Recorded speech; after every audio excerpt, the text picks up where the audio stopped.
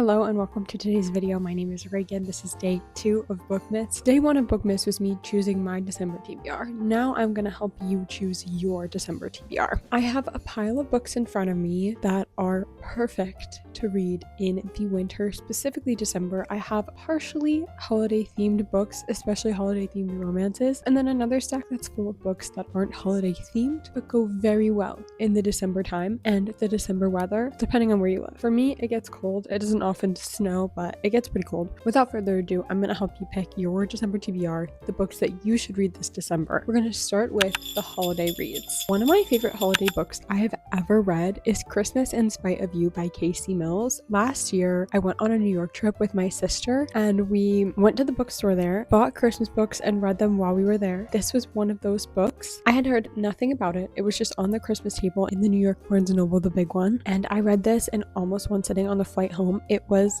immaculate. It's about kind of a flat share situation in which our FMC rents out her apartment for the holidays. Last minute, she ends up not being able to leave and her renter still shows up and still demands to be accommodated. It's a forced proximity, slow burn romance. It is quite short, less than 300 pages, but it still felt so slow burn and so delicious. It didn't feel forced. It was quite steamy, but it didn't feel overly steamy or like they kind of forced a bunch of scenes in for it to be like a hot Christmas romance. It just felt so natural. I really believed these two characters were meant to be together, and it wasn't just for like the holiday romance, the gimmick. It was they were meant to be, and this was just the circumstance under which they met. This would probably be my top recommendation overall. Next would be How My Neighbor Stole Christmas by Megan Quinn. A lot of people read this and hated it. I read it and loved it. The Grinch, my favorite Christmas movie. The original animated, my favorite Christmas movie of all time. The Jim Carrey version, not for me. I don't really love it. The new animated one was good, but the original Grinch is my favorite Christmas movie of all time. And this book was so good. I loved all the Grinchy elements. It really felt like warm and cozy to me just because I think it is my favorite Christmas movie. It is a Megan Quinn book. Go in expecting cringe, expecting very tropey writing style. Overall, I thought it was a really good Christmas story. It had real conflict. It had a funny plot. Essentially, our FMC comes into her grandmother's small town. She's back. It has been a while since she's been back for the holidays, and there is a Christmas off. I don't remember what they call it, but like a Christmas competition in which there's challenges and then you win the most Christmassy of them all. She ends up entering this competition in order to help out her grandmother, who normally does it but is currently unable, and her rival is the Grinch, Mr. Grinch. That's not his actual name, but essentially that is who he is in the story. It is so funny to watch them compete but also fall in love while competing, and there's a fake dating plot at some point. It's very tropey, but if you're going in expecting a Megan Quinn book, I don't think that you're gonna hate it. The second book just came out and I'm about to read it this December. I'm so excited to read it. Next is going to be My December Darling by Lauren Asher. This is a pretty short Christmas novella. It is related to her, I think, like from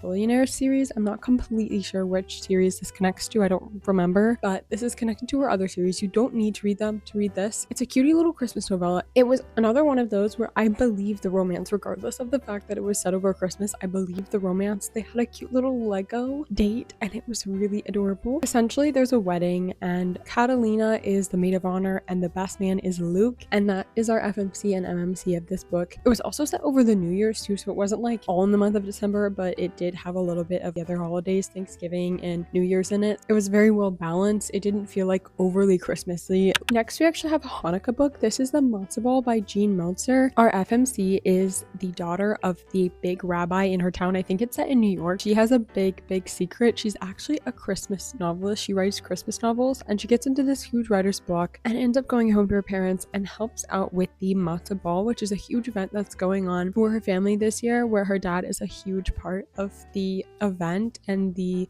happenings at the Matzah Ball. So she ends up being roped into helping out with the Matzah Ball, and she meets or re-meets one of her childhood crushes, which is our MMC, and there's a little romance surrounding the Matzah Ball. There's also chronic illness representation. I honestly forget which chronic illness. It doesn't say on the back which one it is specifically, and I don't want to just tell you one just because. I mean, I don't know if it was good representation. I think the author also has a chronic illness, so it is probably accurate to her experience, but I don't know. I can't say if it's accurate. However, there is that in there, so trigger warning if that is something you don't want to read, and also if that's something you're looking for, this is a great holiday book to get into with that in mind. It was also funny, like laugh out loud funny, which is something I remember. I was listening to the audiobook, organizing my bookshelves, and I was laughing out loud. The next two books are actually a part of a series. I have A Holly Jolly Ever After, which is book 2, and A Merry Little Meet Cute, which is book 1 by Julie Murphy and Sierra Simone. These are 2 little holiday books. I think there's a third coming out this year. I'm not sure if I'm going to read it. This year I have quite a large holiday TBR. With this series, at least the first one followed an adult film star who was converted into kind of a Hallmark Channel adjacent film star. She has to kind of hide her secret of being an adult film star in this industry because the Hallmark Channel or Hallmark Channel adjacent industry is very wholesome, very not into the whole adult film star thing. She's kind of like leading a double life, and she meets the MMC on set. It's her co-star in this Hallmark movie,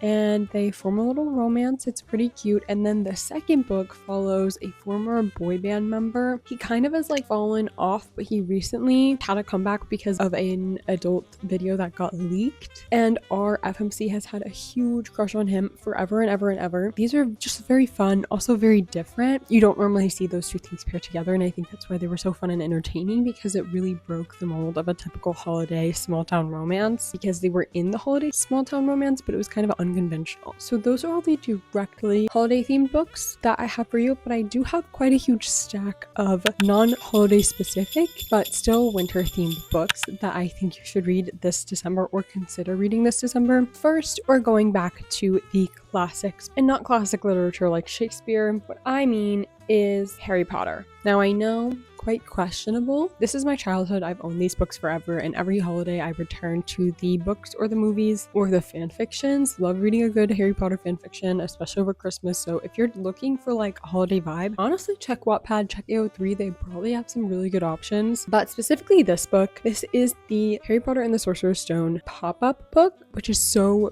beautifully crafted. As you can see, it's quite interactive, and it has a bunch of different pop-ups that you can look at and check out while also reading the story. If you're looking to return to the original Harry Potter series this winter, I would maybe recommend looking into the pop-up books, because I think it just adds a fun artsy element and also very whimsical to read this holiday season. Another return to the classics, Twilight. Who are we kidding? This is a winter book through and through. Forks Washington, duh. I don't feel like I have to further explain anything here. The Deal by Elle Kennedy, the OG hockey romance in my eyes. This is the best one, and honestly, to me, the only one worth reading. I've read all of them though. A great romance to get into during the holiday season because it's set in a college, so you have that college setting, and then you also have the hockey aspect, which makes it quite wintry. This is Barbarian's Lover, but you can choose any of the Ice Planet Barbarian books. Honestly, they are perfect for the wintertime. They're about a group of girls from the Earth who gets abducted and then dumped on this ice planet to survive, and they find this species of ice barbarian essentially. Each individually have romances. There's a bunch of books in this series, like 22 or something. So a great thing to binge if you're snowed in, maybe have nothing else to do. This is a great series to binge, especially since it's set on an ice planet, so there's never really any sun, so you really feel like you're a part of the world, especially if it snowed. I read the first book